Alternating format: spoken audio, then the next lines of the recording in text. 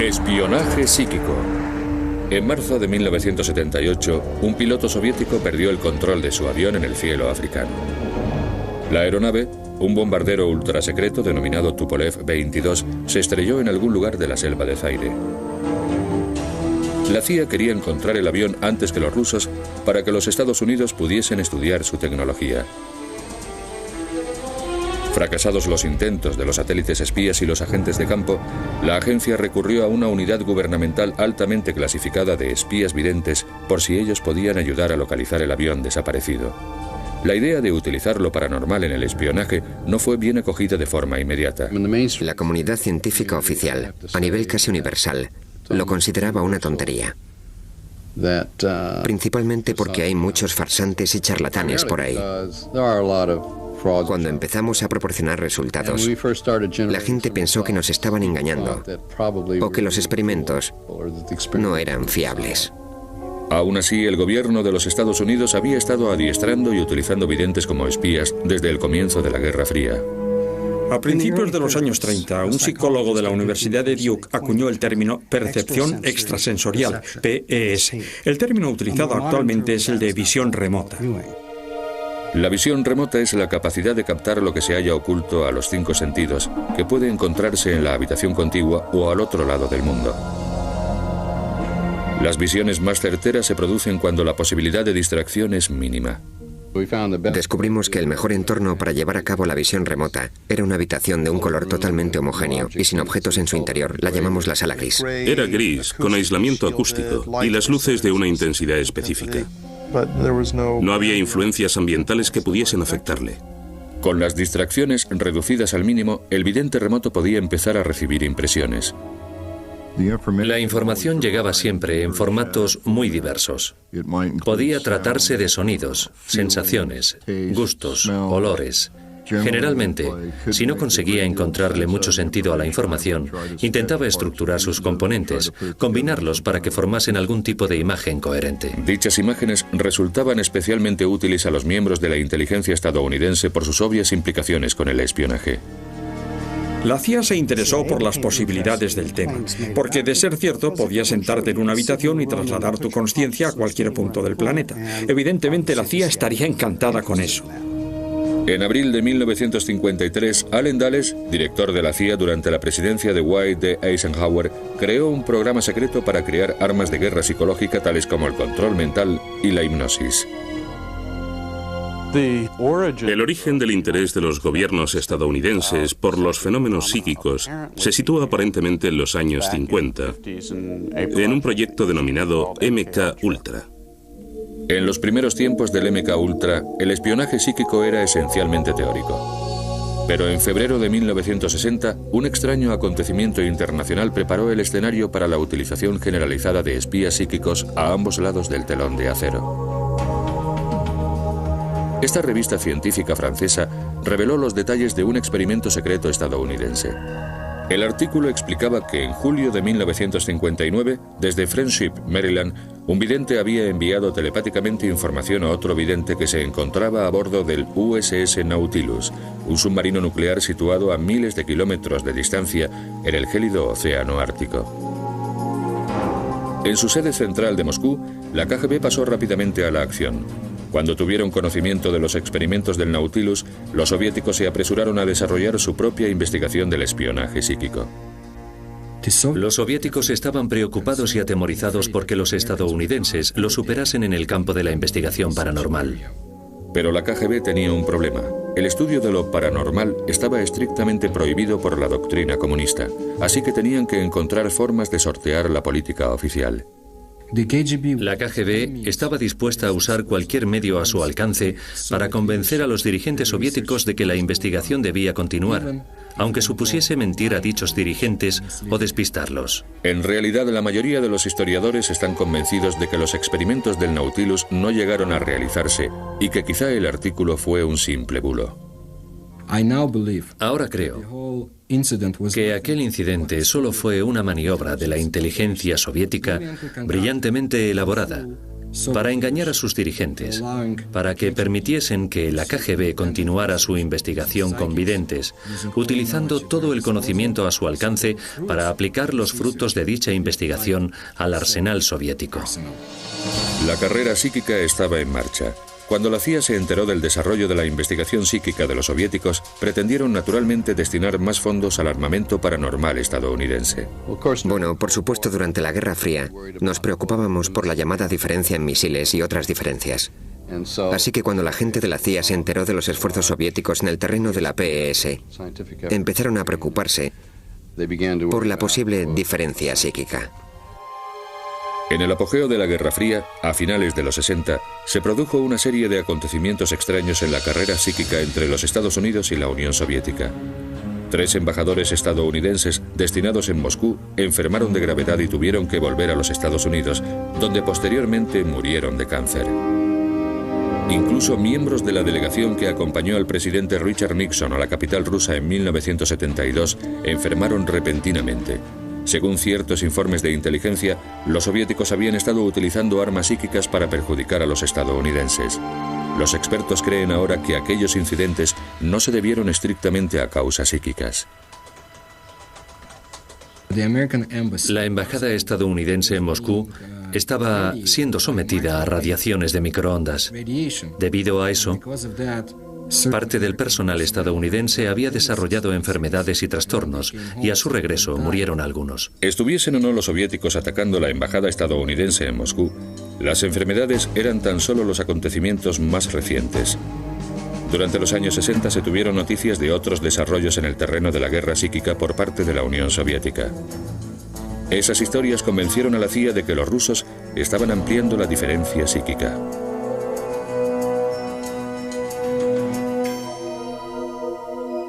La agencia respondió y no tardó en poner en nómina a un físico californiano que llevaba a cabo una investigación científica sobre los fenómenos paranormales. A continuación veremos cómo este científico ayudó a un espía psíquico a penetrar en una instalación nuclear soviética situada al otro lado del mundo, sin siquiera salir de su laboratorio.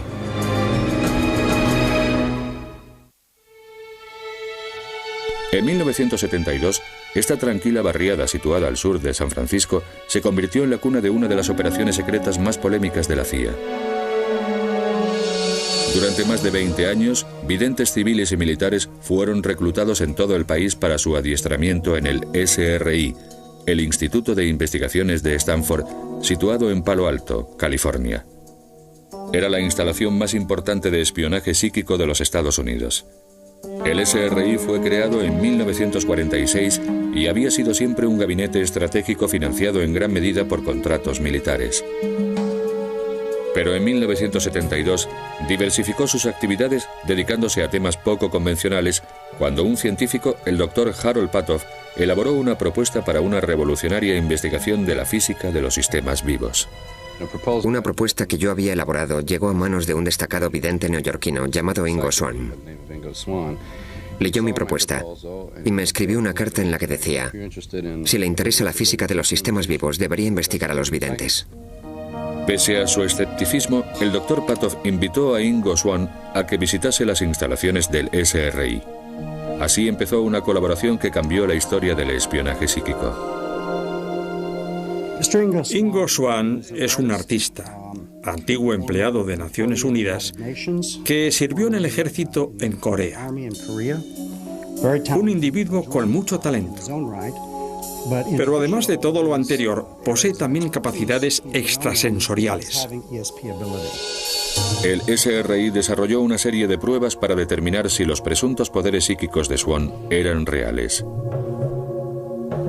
Empezamos por lo más evidente, es decir, esconder objetos en cajas y en sobres y preguntarle al vidente de qué objeto se trataba.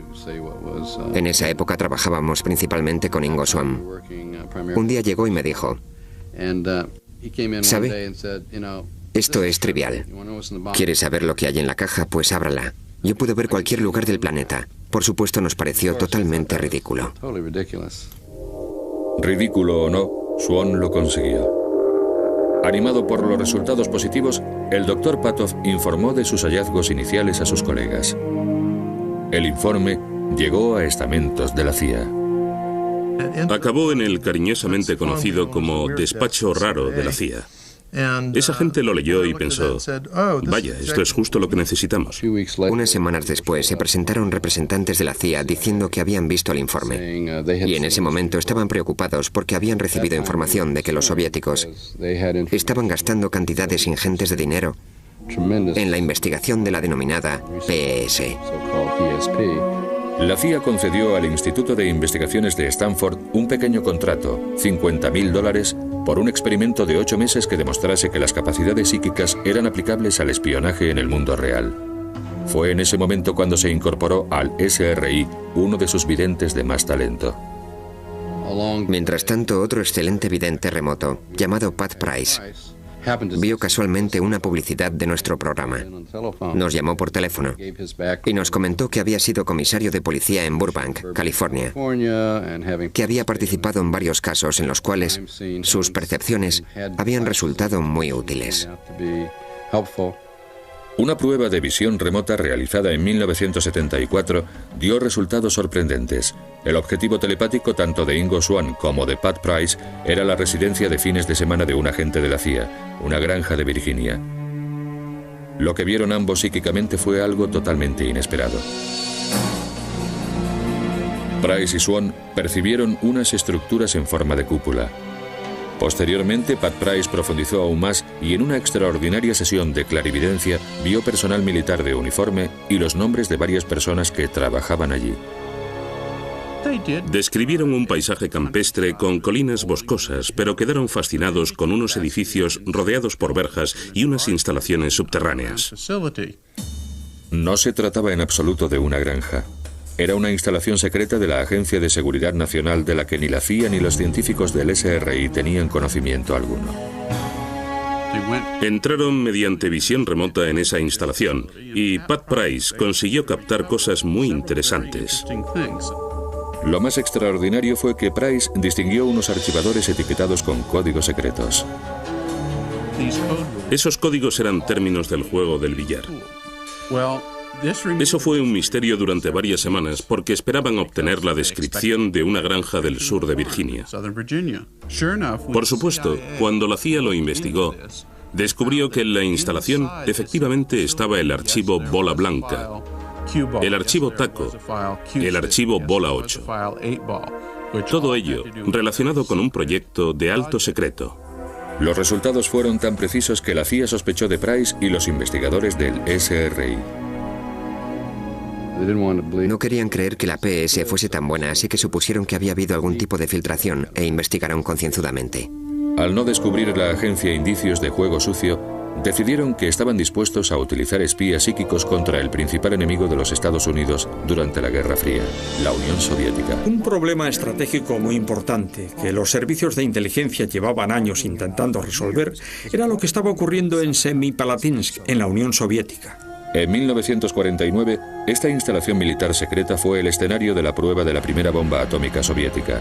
Desde entonces, había sido objetivo de la inteligencia occidental. ¿Era una instalación subterránea de investigación nuclear? ¿Era una instalación de prueba de misiles? Se dedicaron muchos tipos de recursos a la resolución de este problema. Uno de ellos fue el espionaje psíquico. En el verano de 1974, Price llevó a cabo otra sesión excepcionalmente detallada de visión remota. Aislado en una sala especial del Instituto Stanford, consiguió acceder telepáticamente al otro extremo del mundo y dibujar muchas de las características de la instalación soviética. La CIA quedó impresionada cuando los satélites espías confirmaron la exactitud de los dibujos de Price.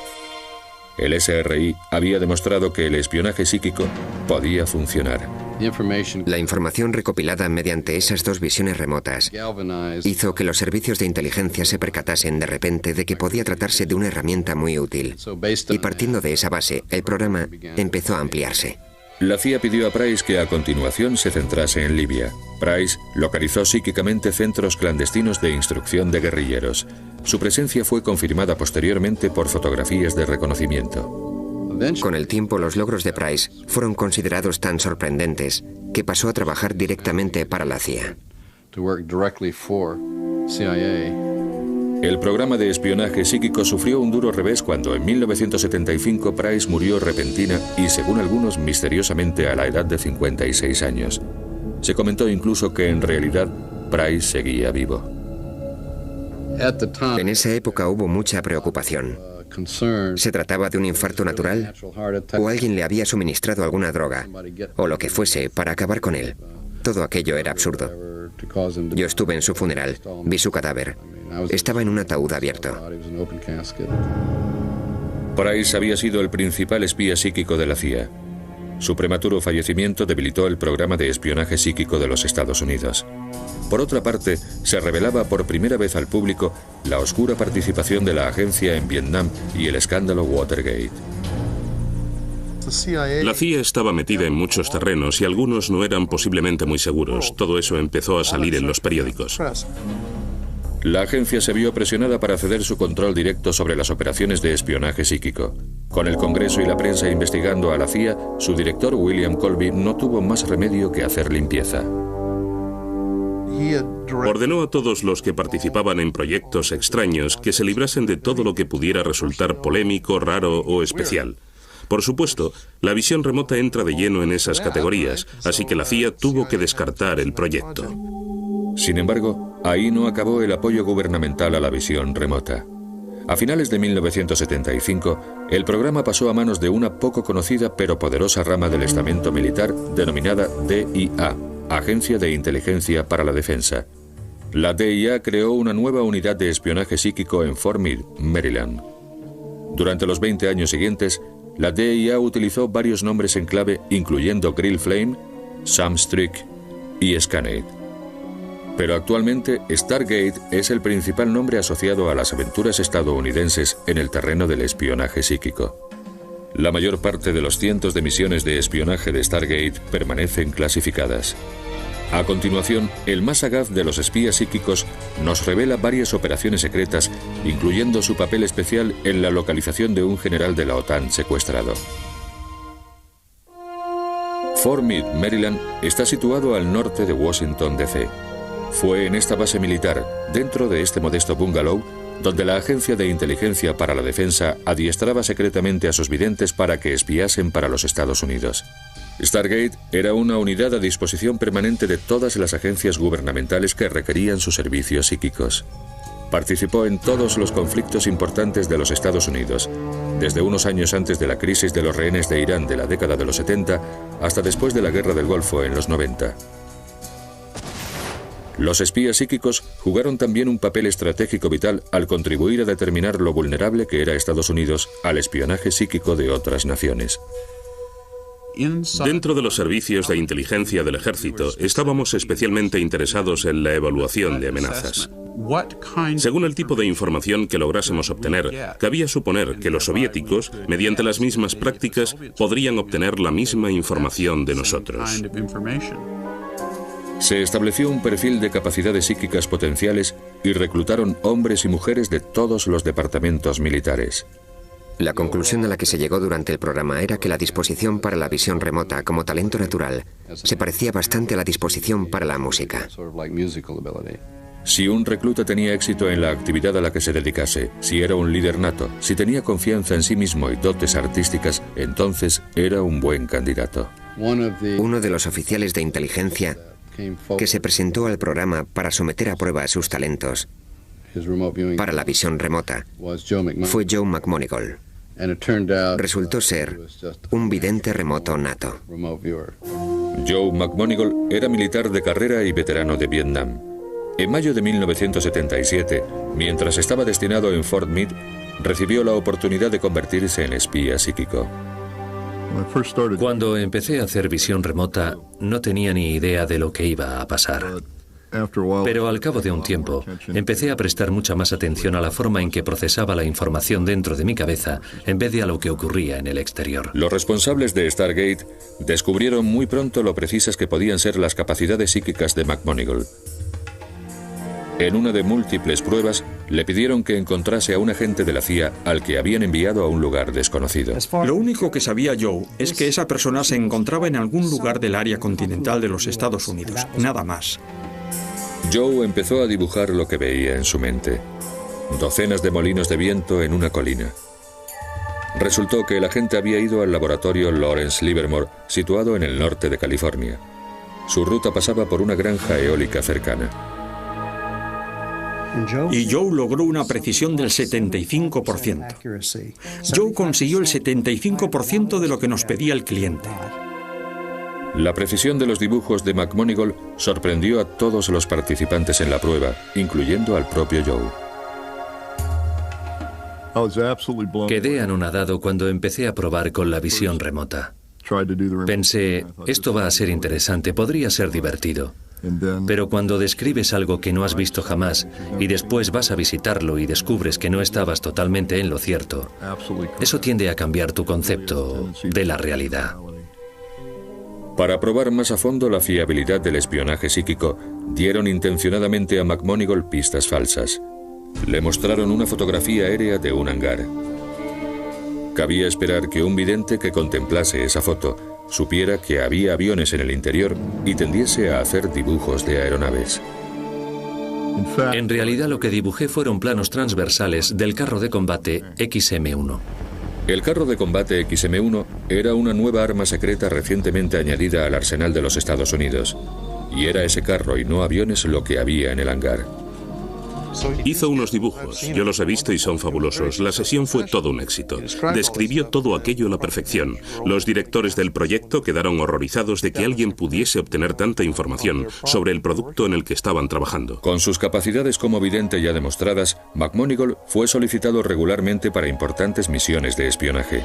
Una de dichas operaciones estaba relacionada con la crisis de los rehenes de Irán. En noviembre de 1979, unos ciudadanos estadounidenses fueron secuestrados y desalojados de la Embajada de los Estados Unidos en Teherán.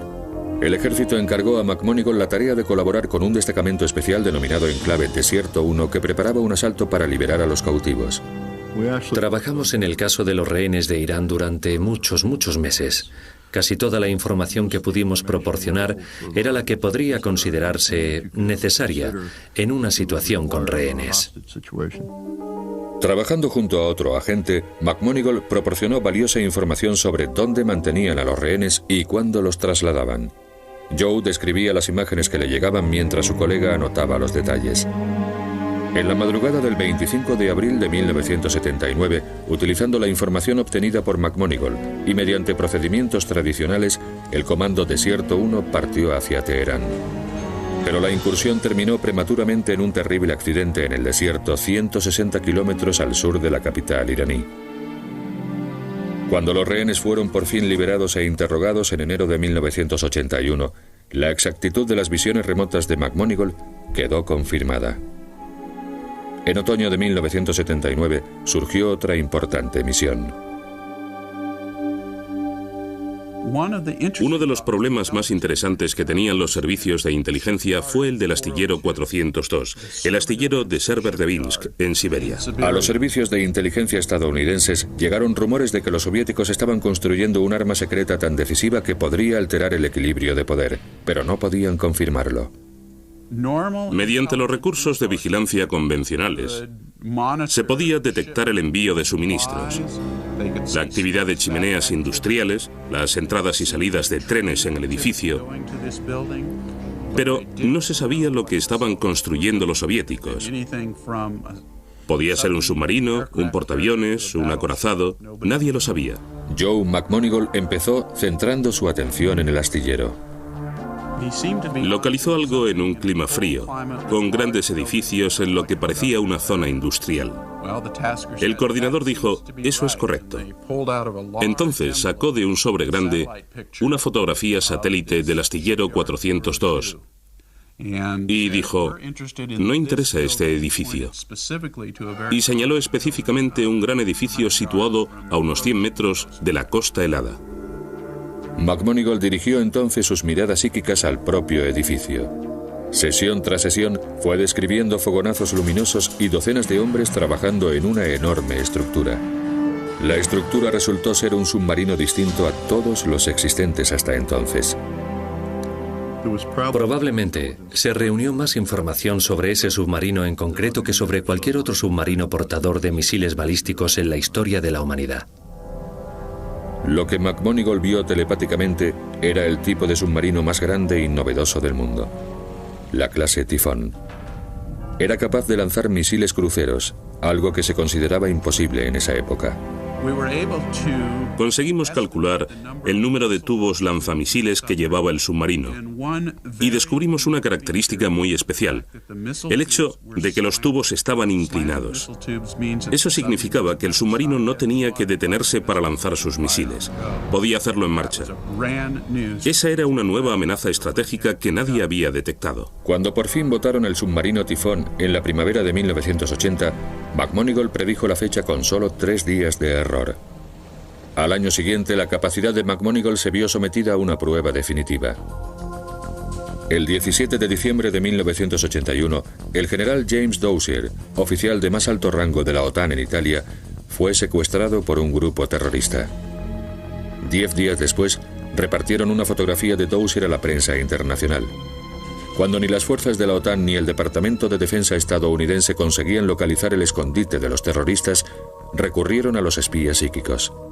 La misión de Joe McMonigle consistía en ayudar a localizar al general secuestrado. Trabajando desde Fort Meade, describió y dibujó detalles sorprendentemente precisos. Empezó a percibir cómo se sentía el general Dozier, que parecía estar vivo, es decir, que no habían cumplido sus amenazas de asesinarle. Y parecía que se encontraba en una ciudad. Joe me dibujó una magnífica imagen panorámica de una ciudad costera con edificios y una cadena de montañas detrás. Presintió que el nombre de la ciudad era Padova o Padua y lo escribió en el papel. De todas las de Europa, McMonigle había localizado la ciudad donde mantenían cautivo al general Dozier. Los secuestradores del general Dozier disponían de una ventaja de 7 u 8 horas, así que podían haberle escondido en casi cualquier país del bloque oriental o del bloque occidental. Nadie tenía idea de dónde podía encontrarse y yo les proporcioné un mapa muy detallado del sitio, que resultó casi idéntico al que utilizaron para la búsqueda. 42 días después de su secuestro, Dozier fue liberado por comandos antiterroristas. A posteriori se comprobó que las descripciones proporcionadas por McMonigle habían sido totalmente certeras. Pero el trabajo de McMonigle había sido ampliamente ignorado. Las autoridades eran reacias a arriesgarse con una fuente psíquica de información en una misión seguida tan de cerca por la prensa internacional. Nadie quería que le pillasen cerca de un vidente. Podía ser el fin de su carrera. Todos pretendían utilizar la información que yo proporcionaba, pero nadie quería admitirlo. A continuación, un extraordinario caso de espionaje psíquico. Un avión secreto enemigo fue localizado cuando lo único que se sabía con certeza era que se había estrellado en algún lugar del continente africano.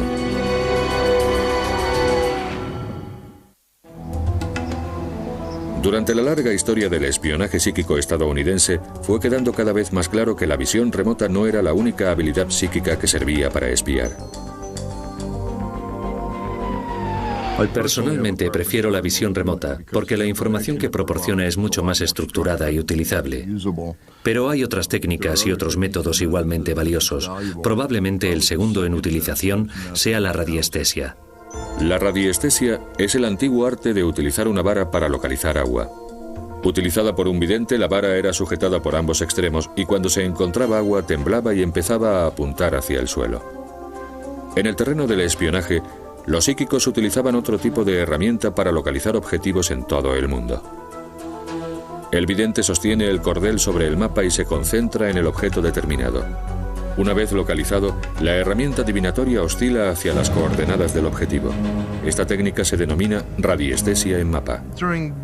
Se sabe que durante la guerra de Vietnam, los marines utilizaron la radiestesia para localizar túneles norvietnamitas tan bien camuflados que no había otra forma de encontrarlos. Parece que aquello tuvo éxito y fue posiblemente uno de los primeros intentos de utilizar un fenómeno paranormal con fines militares. La radiestesia en mapa se enfrentó a un gran reto desde el principio de la historia de su programa de desarrollo. En marzo de 1978, en el cielo de las selvas de Zaire, un piloto ruso perdió el control de su bombardero de alto secreto, un Tupolev 22. El piloto se lanzó en paracaídas y el avión se estrelló. Como ni los satélites espías ni los agentes de campo conseguían localizar los restos del aparato, se recurrió a los espías psíquicos. En esta misión participaron 2 videntes independientemente. Uno en el Instituto de Investigaciones de Stanford, en California, a 4.000 kilómetros de distancia, y el otro en la base aérea de Wright-Patterson, situada al nordeste de Dayton, Ohio.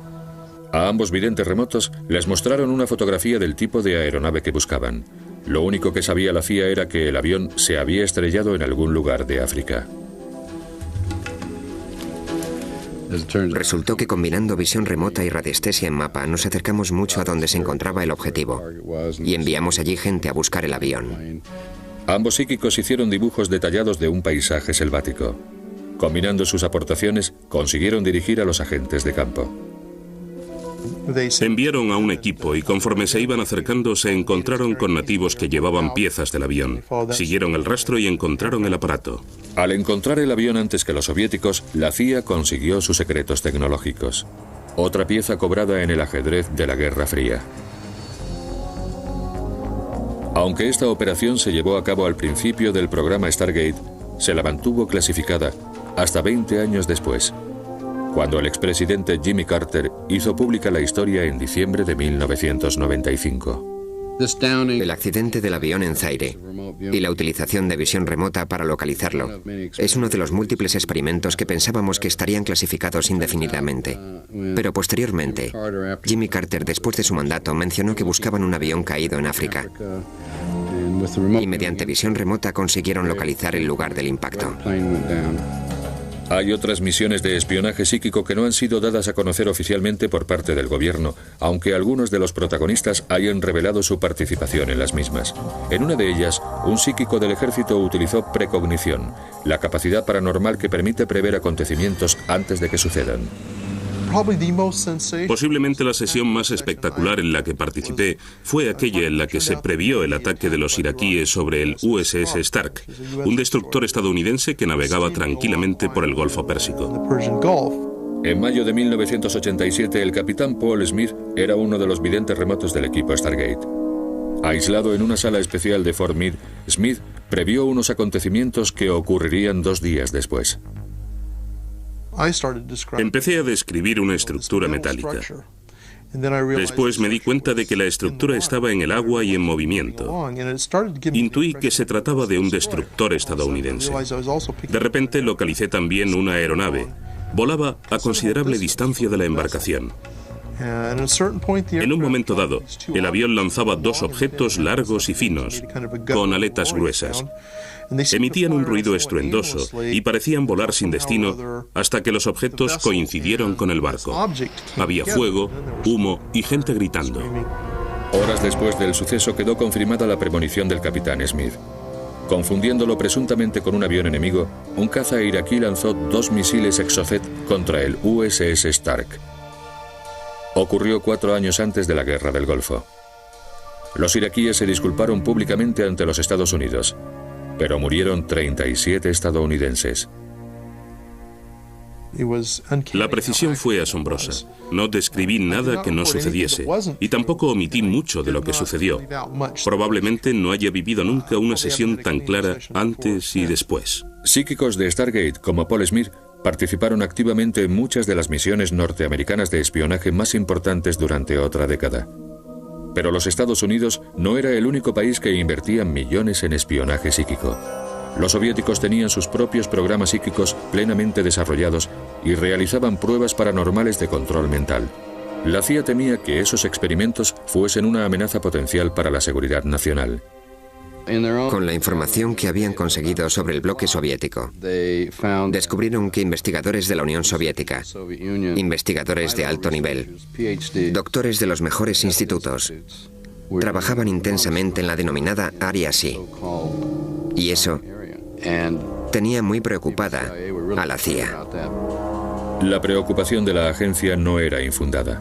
A continuación, secretos desclasificados en 1995 revelan que la KGB creaba agentes zombies para utilizarlos como saboteadores y asesinos.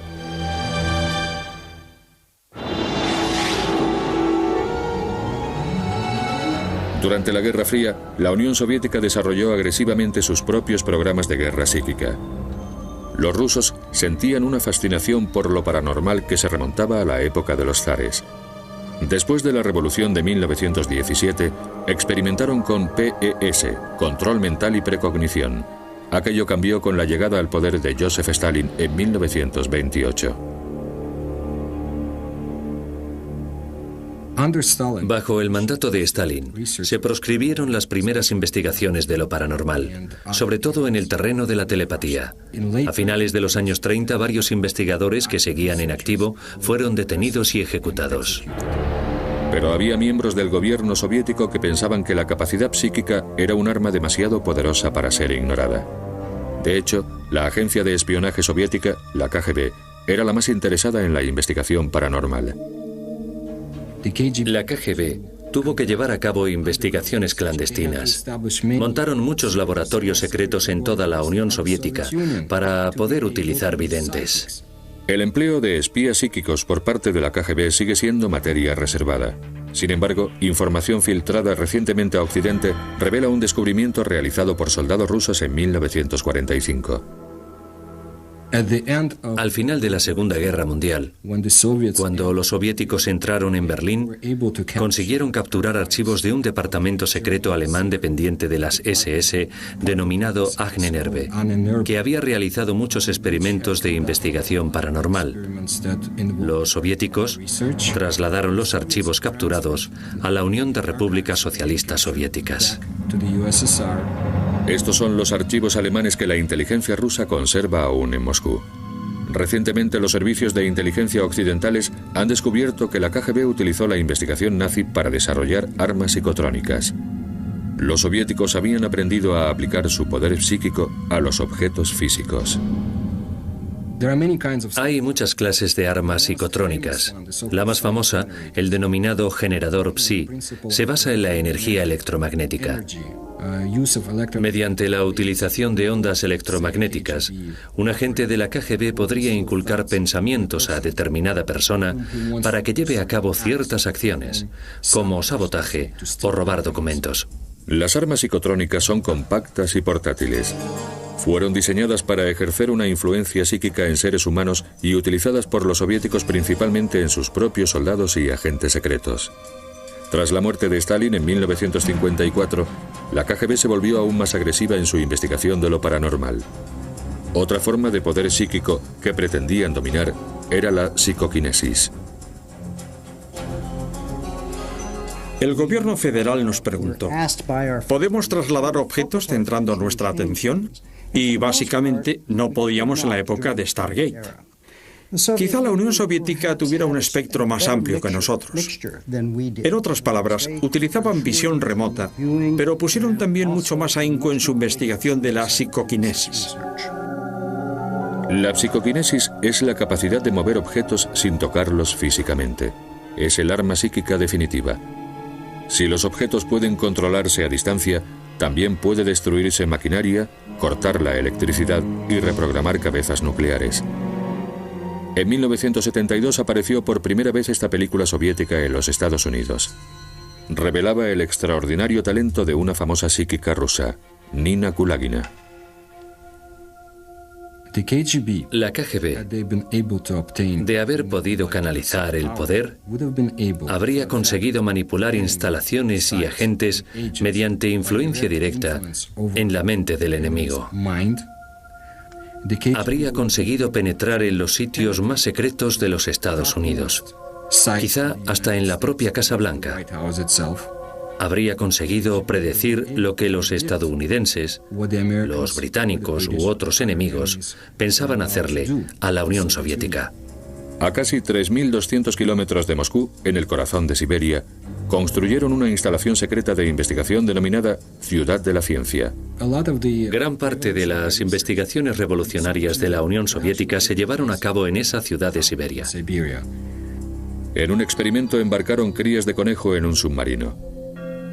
La madre quedó confinada en un laboratorio de la Ciudad de la Ciencia. En un momento determinado, mataron una a una a las crías que iban a bordo del submarino mientras controlaban la respiración y el ritmo cardíaco de la madre. Los científicos soviéticos creyeron haber demostrado que existe un vínculo psíquico entre padres e hijos en ciertos mamíferos. En esta singular película jamás vista anteriormente fuera de la Unión Soviética, se revelan otras técnicas paranormales. En uno de los experimentos se intentaba incluso alterar las constantes vitales de seres humanos. Comparando la forma en que los soviéticos utilizaban lo paranormal y cómo utilizábamos nosotros la visión remota, podría decirse que ellos sentían menos aprecio por el factor humano. Nosotros, por otra parte, teníamos ciertas reglas y normas que debíamos cumplir. Conforme se filtraba información soviética a mediados de los 90, los científicos occidentales constataron lo diferente que eran las versiones soviética y estadounidense de la guerra psíquica. En nuestro trabajo no llegamos nunca a investigar, por ejemplo, si una persona podía influir a distancia en el pensamiento o en el carácter de otra. Hablamos con algunos psíquicos soviéticos que nos dijeron que en ocasiones, si un presidente estadounidense daba un discurso, se concentraban en interferir sus procesos de pensamiento y cosas parecidas. Pero en nuestro programa nunca hicimos nada parecido a lo que podría denominarse control mental. Informando de los últimos archivos desclasificados por la KGB en 1995, el Moscow Times publicó noticias sorprendentes. Los soviéticos habían utilizado control mental con sus propios espías para convertirlos en una especie de robots zombies. El propósito de los agentes zombies, creados por la KGB, era no solo infiltrarse en las esferas más altas y secretas de los Estados Unidos y de otros países, sino también integrarse en la población media para convivir de incógnito, como agentes soviéticos, durante años. Estos agentes programados estarían dispuestos a ejecutar cualquier orden, incluso la de asesinar. Llegaría el día en que un agente de la KGB enviase la señal que despertaría al zombi para que realizase una tarea concreta. Podría tratarse de sabotaje o de penetración en una instalación secreta. Para eso utilizaba la KGB a los zombis, seres que no recordaban nada y que eran controlados como bombas vivientes. Todas las pruebas indican que en la actualidad el gobierno ruso continúa su investigación secreta de lo paranormal. Pero en Estados Unidos, terminada la Guerra Fría, Stargate tenía que justificar sus gastos y su propia existencia. El Congreso ordenó una investigación para determinar la continuidad del programa de espionaje psíquico. El informe final se presentó a la prensa el 28 de noviembre de 1995. En consecuencia, los estadounidenses constataron por primera vez que su gobierno había estado utilizando espías psíquicos. Creo que aquello se hizo de mala manera. Había tantos disparates en el informe que hasta a un idiota le habría costado mucho creérselo. El informe resultó polémico. Hubo división de opiniones entre los expertos, pero el Congreso llegó a la conclusión de que lo paranormal no era una fuente de información suficientemente fiable y ordenó la cancelación del programa psíquico. No todo el mundo estuvo de acuerdo. Creo firmemente que se debería proseguir con la investigación. Es probable que en un momento dado se dé un paso decisivo o se encuentre una clave fundamental. Cuando lleguemos a ese punto, ampliaremos nuestra visión de lo que ocurre exactamente en el universo.